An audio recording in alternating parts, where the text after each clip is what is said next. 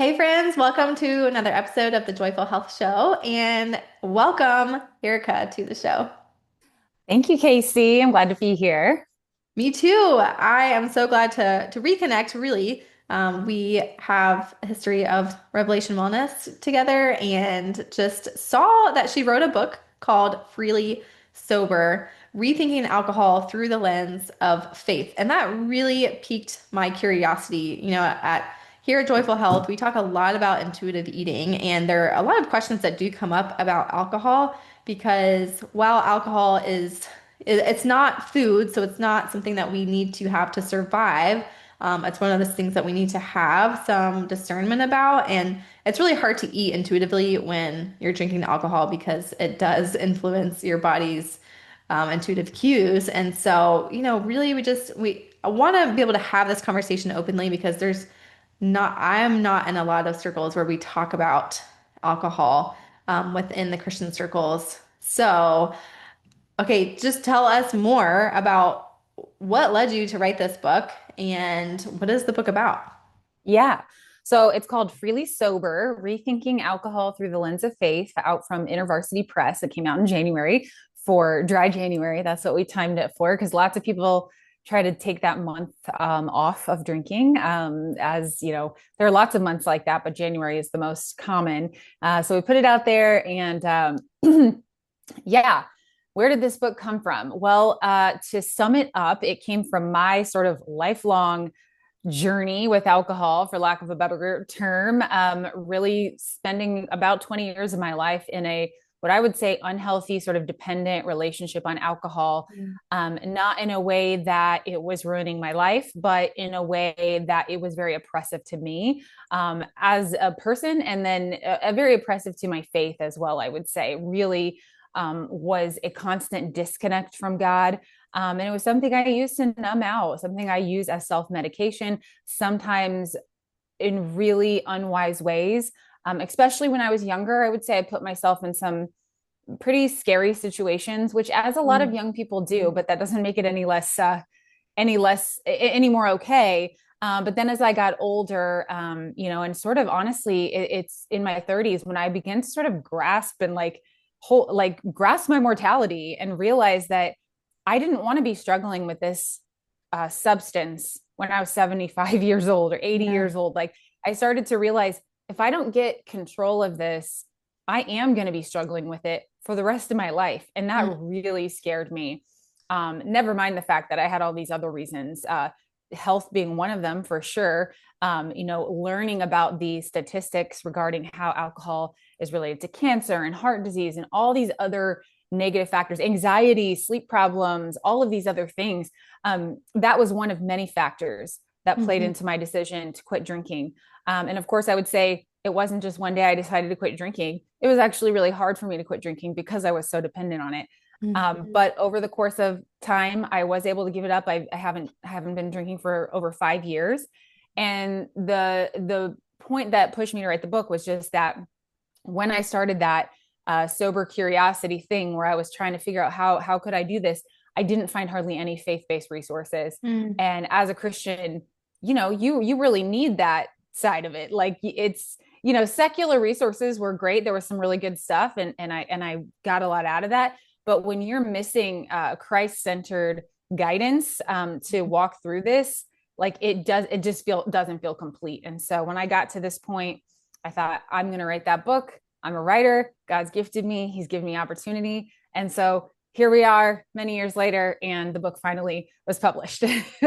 Yes, well, I'm so glad that it was published, that you took the time to write it. I know how long it takes to write a book. And you kind of mentioned too that there's some health reasons and statistics about alcohol being related to illnesses of various kinds. I mean, personally, getting the older I get, I'm 30, I'm late 30s, and my friends and I now joke about having one glass of wine and ruining your next day because it's like the princess and the pea, you just cannot sleep. Yeah. Right. And that's your body telling you something. I mean, it's like I don't know why I never thought of it before, but it wasn't until, when I was sort of getting into this whole thing that someone was like, yeah, when you have a hangover and you feel like you're going to throw up and you feel sick the next day, that's literally your body telling you just put poison in it. You're not supposed to do Mm, that. mm. And so not every time we drink, of course, leads to a hangover, but it's like very clear when our body reacts in a certain way, like that's a signal. God made our bodies. They're very smart, and Yeah. we can know, like, from those sort of consequences, even one glass of wine having that effect. It's kind of like, well, at some point, maybe, it's not good for you anymore.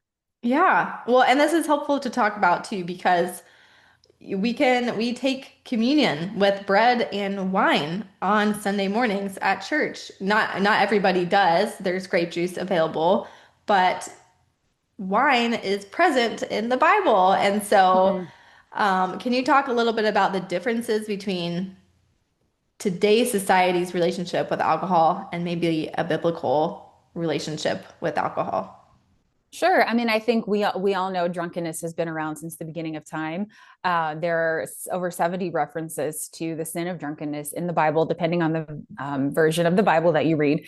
And so that side of alcohol has always been there. I even tell the story in the book of Noah. There's a story about Noah being drunk in the Bible and Mhm. the consequences of that, and actually how that led to all kinds of shame and guilt and actually generational negativity in his family. And when I was writing that portion of the book, I just thought, wow, that sounds not so different from today, the way that alcoholism is really a generational trauma that is passed down. And so, anyway, all that to say that it was a different relationship with alcohol back then, whereas it was more of a daily sort of, like, people are drinking wine because they don't have as much access to clean water, or, Mhm. it's just sort of like this goes with a meal type of drinking. And a lot of times that alcohol in the Bible, many times it was not fermented, or it was very low alcohol content, not like it is today. Now, there was high alcohol content wine in the Bible, which was used more at, like, weddings and feasts and all of these things. So it existed, but I think, like so many things today, the potency is so much higher. So Mhm. and also the serving sizes. People say they're drinking a glass of wine, but we all, a glass of wine is 5 ounces. So if you're pouring any more than that, that's actually more than a glass. And there's actually no recommended safe amount of alcohol to consume anymore. But Mhm. things to think about, that it's not a direct comparison to back then. Right. Okay. So, what do you say to the miracle about Jesus turning the water into wine at a wedding feast? Yeah, I mean, I think wine. I am not the person that's going to say that drinking is always bad and wine is always bad, and I'm certainly not saying that. I think that there is a huge individual conviction component to this. I think across the board, everyone should be treating their body like a temple and understanding the harms of over consuming. So I think any Christian should be aware of that and making wise decisions in terms of consumption. But I think in terms of whether or not to drink at all, there is a personal conviction there, because we're all different. Like, we're all biologically different, and we are all affected differently by Mhm. substances. And whether, wine is wine, any alcohol is a mind altering substance. Like, it does lower your discernment. That's why it helps you. Sometimes people say they would drink it to relax, because you are not as sort of attuned to everything that's going on. Which, a little bit, that might be fine for some people. I think wine is also, it's a symbol. It's a symbol of Jesus' blood. And so I think, there is a sacredness and a reverence to looking at it in that direction. And also it's a sign of celebration in the Mhm. Bible. And so it's like Jesus turned water into wine. So I don't know that I have a wonderful answer to that, other than if Jesus turned water into wine and he wanted people to drink it, that we know that it's not this, like, awful sinful thing in every situation. And so I think that's why it's so important to be intentional, educated, and very aware when it comes to alcohol. because it is not just a benign substance. And so I just want people to think more clearly and understand why they're drinking as opposed to doing it mindlessly Yeah. and maybe not investigating the why behind why they're doing it. Yeah. Okay. So drinking mindlessly, I think about just going to someone's house and it's BYOB or just everyone has a drink in their hand. And so to me, that's almost like a mindless thing because it's like an automated social response. I'm gonna do what everyone else is doing just to be with people. But also, I think about the move to have a lot more alcoholic-free beverages now in our society. What do you have to say about kind of that move in our culture? Yeah. Well, I think the question to ask yourself, if it's like, am I mindlessly drinking at this party just because it's here or not, is can you take it or leave it? If it's like, oh, if someone swapped that out for a Diet Coke or an alcohol-free beer, would you care? And if you would care, why? And so I think that's where it's sort of we get to the heart of the matter and sort of are we making an idol out of something? Mm, Because it's like for me when it comes to like if someone's serving hot tea, I could take it or leave it. I don't care if I get to drink the hot tea. But I think a real red flag for me around alcohol was like, I couldn't take it or leave it. I wanted it and I didn't want you to take it mhm. away from me. I had emotion about it. And I Yeah. think sometimes you can say the same thing about food. We're not really supposed to feel real emotional about food. I'm not saying, there are definitely nostalgic memories and like, good memories associated with food. I'm not saying that, but I'm saying like, is there anger when you can't have what you want? Like, are you binge eating because you feel sad or lonely? And I have, having gone through an eating disorder many years before this happened, I can tell you that there are a lot of parallels in the way that my Mhm. emotions were mixed up into drinking and mixed up into food. I talk about this feeling of when I was deep in the middle of like a problem with binge eating, it was like the same feeling when I would go out and be like, okay, I'm going to go to Steak and Shake and I'm going to get all this food. Same feeling when I would be like, oh, I'm going to go get this wine at the Mm, store and I've got to get it now. It's like, I don't want anyone. It was a weird compulsive feeling. And mm, so I think there's a lot wrapped up in that. And if you have questions or sorry, if you do feel like I'm getting emotional about this, I'm getting upset about this, or why is this hard to give up? I think that is like a spiritual wrestling that you should consult with God over. mhm. um, and then to your question about the non-alcoholic stuff, I love that. I love that there are so many options because half the battle in a social situation is literally just holding something in your hand. And Mm, I was actually just at a winery last night for an event. I was on a panel and they had mocktails and I had one and I was holding one. And there's just something about the sort of the piece of holding something in your hand and just like having something to do with your hand and sort of feeling like you're there with everyone else. mm, And there's also a lot of people drink because of social anxiety. And I'm not necessarily saying, oh, that's always a wrong thing to do, but I think it can lead to really bad habits. And so you should be careful about it.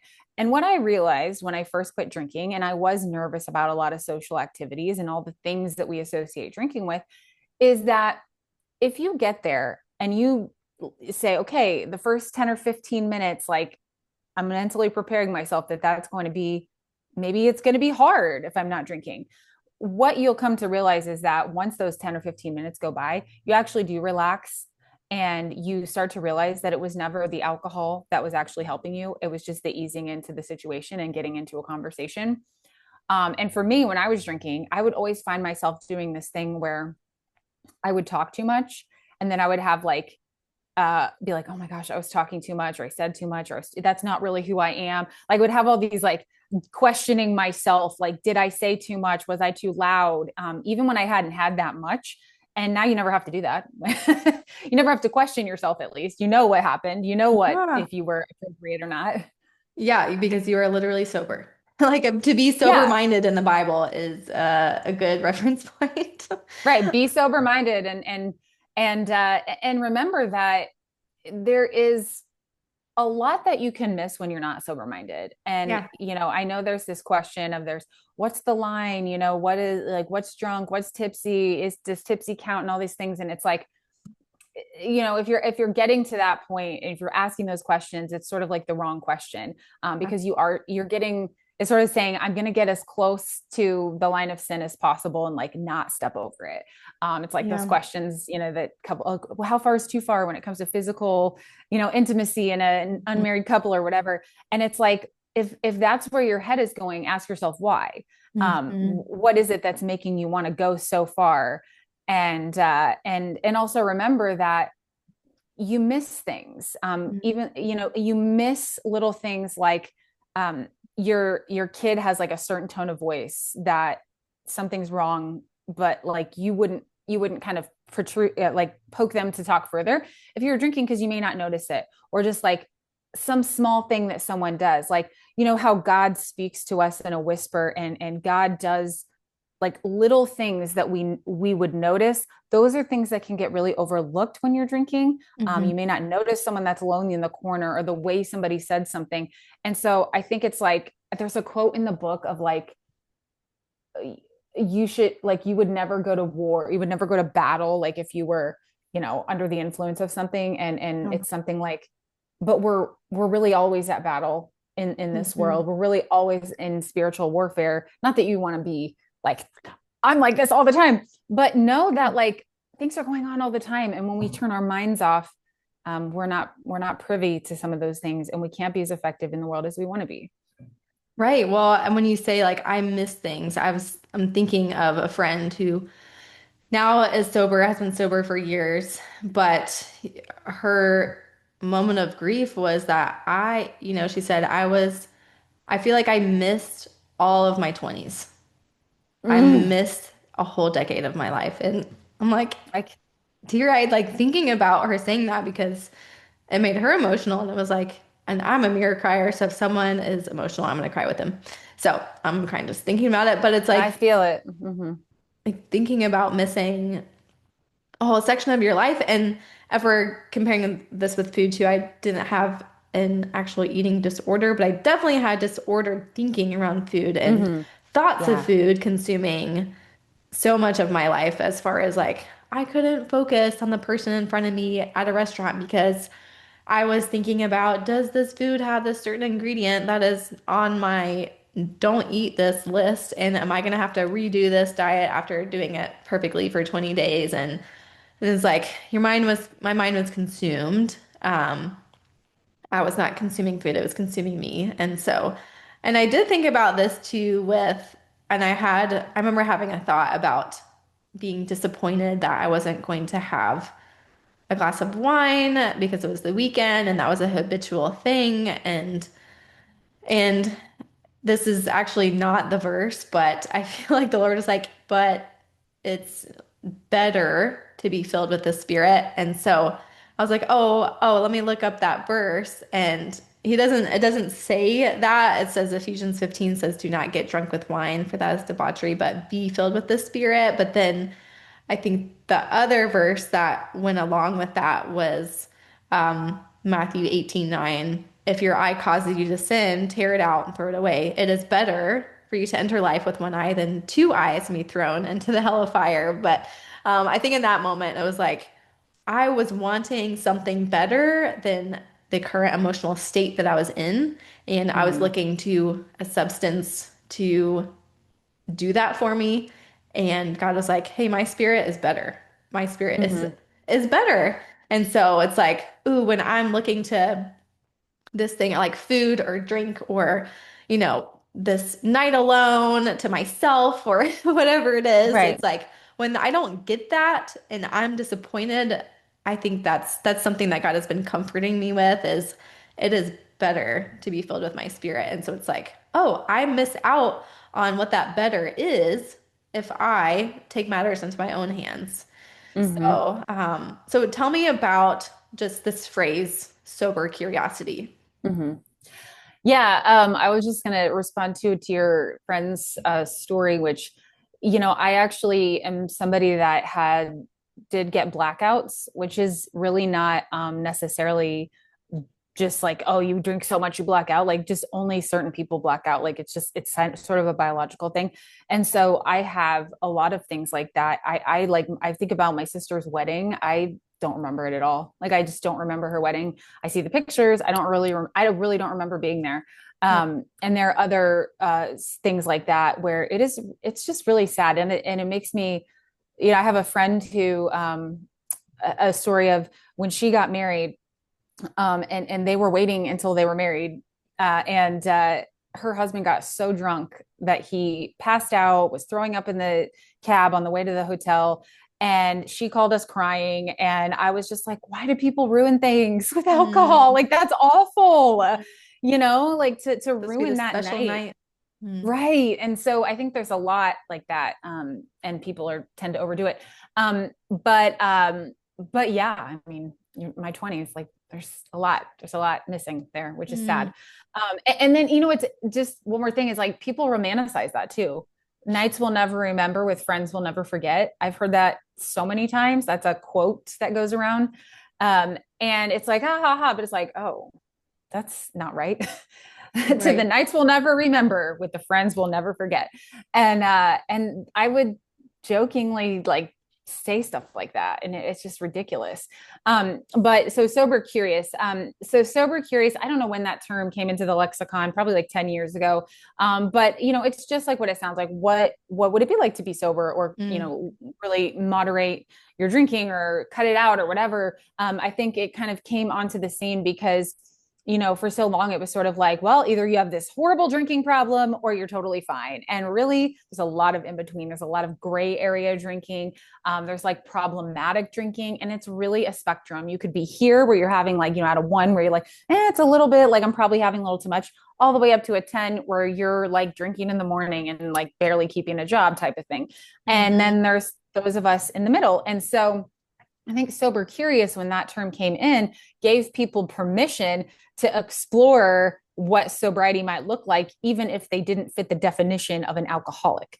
And so I think it's been really good for our society and for people that would like to do this without being labeled, without having to feel like they have to have some kind of identity as an alcoholic.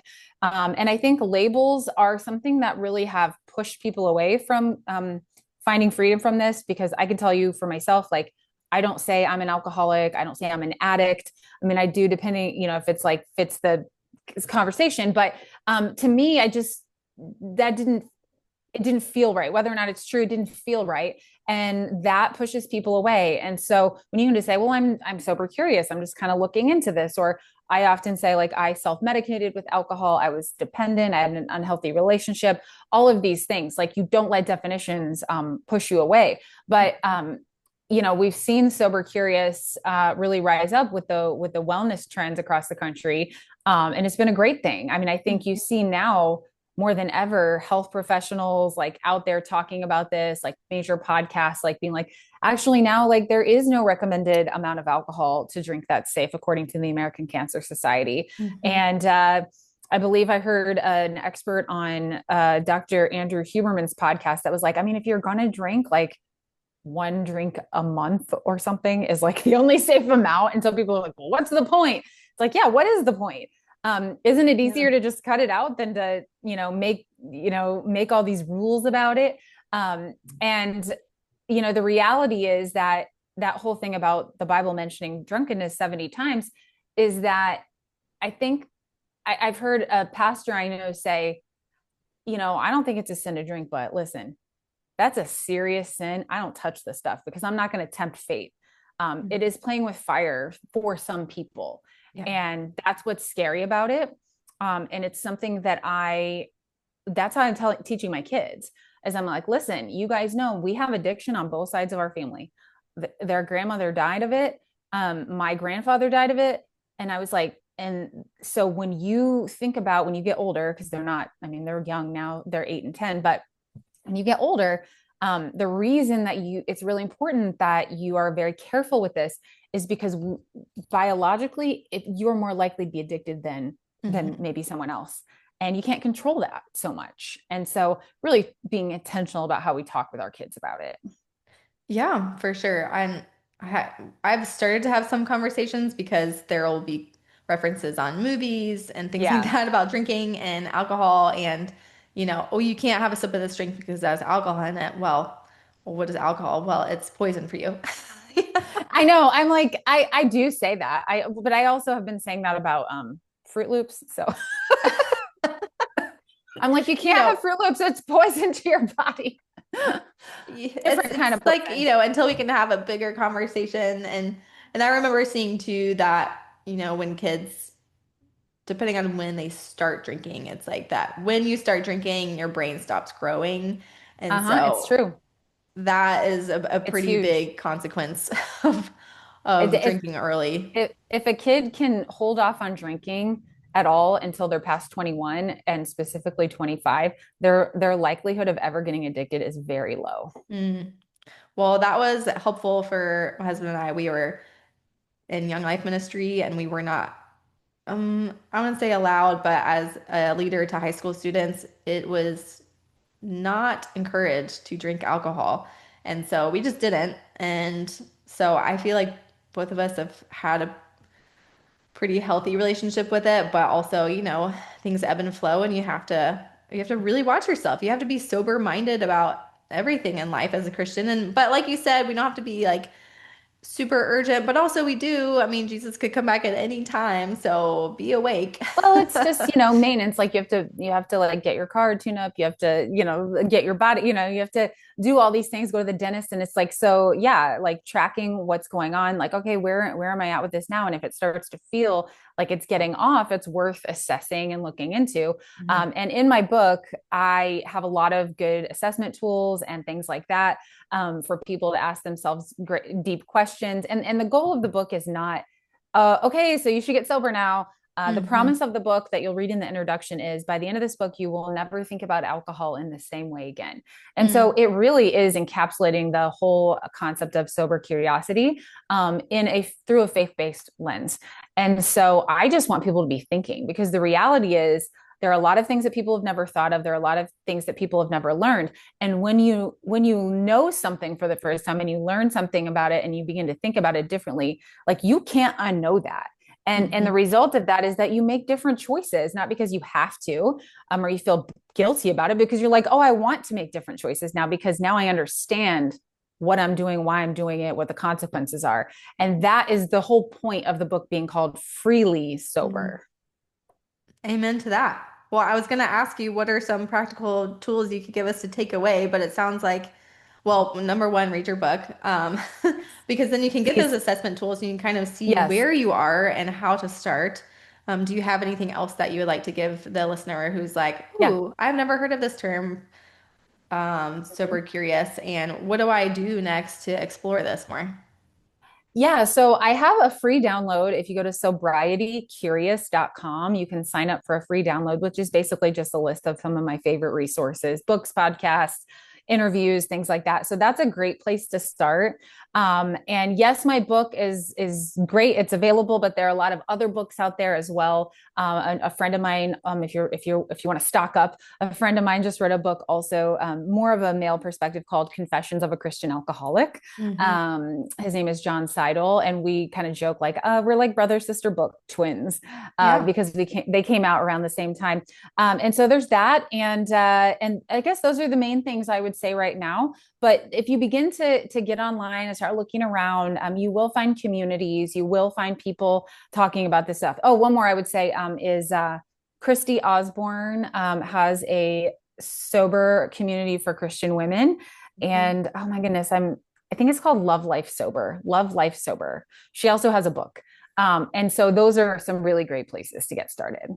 Okay, great. Well, I wrote those down, so I will include those in the show notes as well to give people some easy links. So if you want to give one takeaway for people from this episode, Mm-hmm. what would you tell them? If you if you are feeling any interest in this topic and you feel like you might want to learn more, please follow that. Hmm. Like follow that nudge, because I promise there's going to be something interesting or good that comes on the other side of it. Hmm. Um, I think there's just there's so much there's too much at stake to like just be passive in your own life right now as a Yeah. believer, and just be open to what God is telling you. I always just tell people like, just say a prayer, this prayer, you know, open my heart and speak to me, God. Yeah. And like, just let him speak to you and like, don't have any expectations about it. Just kind of follow that curiosity and see what happens Mhm. without, putting any kind of requirement on yourself. Yeah. And that's where the freedom is. So that's what I would say. Yeah. I love that. Just follow. Well, our whole thing is like rest in his grace and follow the joy. So like, what does that Yeah, spark? Follow that. And exactly. you're gonna find joy in the presence of the Lord. So And it let can't be yourself be bad. surprised. Let yourself be surprised Yeah. by, what it's like. We have a lot, I think, sorry, I'm gonna add. Well, we have a lot of like assumptions about alcohol because it's so integrated into everything.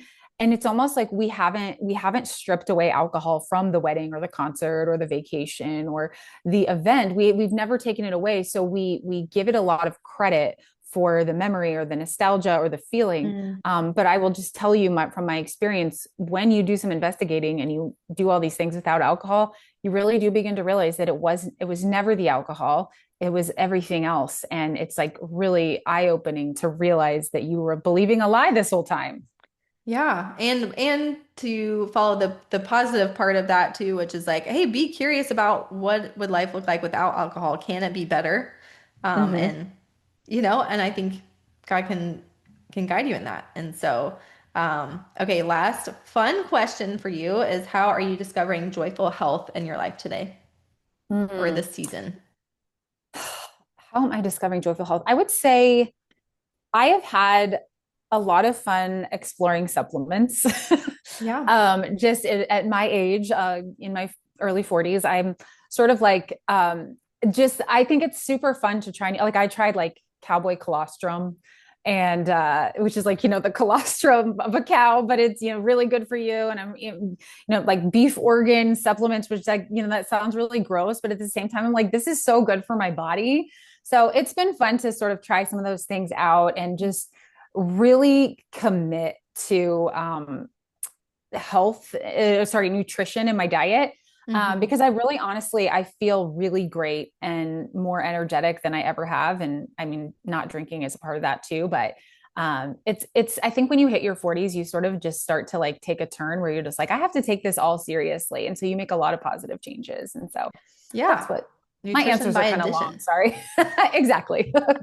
No, I love that. It's yeah, being able to have fun with the nourishment part. I mean, I think the just say no drug campaign never worked because it was all in the negativity All versus like what can negative. we Right. add into our life? What's Oh my good? gosh, yeah. Yeah, and there's so many great like good for you healthy drinks to replace alcohol now too. And they're like it's like you're actually drinking something that's good for you and it tastes good and all of that. So I love that. Yeah. Yeah, let's be curious about that. So, okay, Yes. well, thank you so much for this conversation. I'm like, oh, this could keep going, but I know. I So know many little that avenues. yeah, I'm like we have limited time, the listeners have limited time. So if you have the time, go and grab Erica's book and I'll put the link as well, but I'm sure you can find it by just typing in Freely Sober. And I would love for you to pray for us as we end. Okay. Okay, thank you. Lord, I pray that this podcast is reaching the ears that it needs to reach. I pray that you would just give people that need it the strength to sort of follow this curiosity, follow this nudge, Lord, that you would lead them to the right resources, that you would put someone in their life that they can confide in if they need to, God, and that you would sort of let this be the thorn in their side that they are not willing to look past because they realize that this is something that they need to work on. So anyway, Lord, I just pray that you would bless this podcast, bless the ears that are hearing it, and just bless the mission of the book, then help it reach as many people as possible that are going to benefit from it. In Jesus' name, amen. Amen. All right. Well, thank you so much. And thank you for listening as well. And until next time, may you rest in his grace and follow the joy.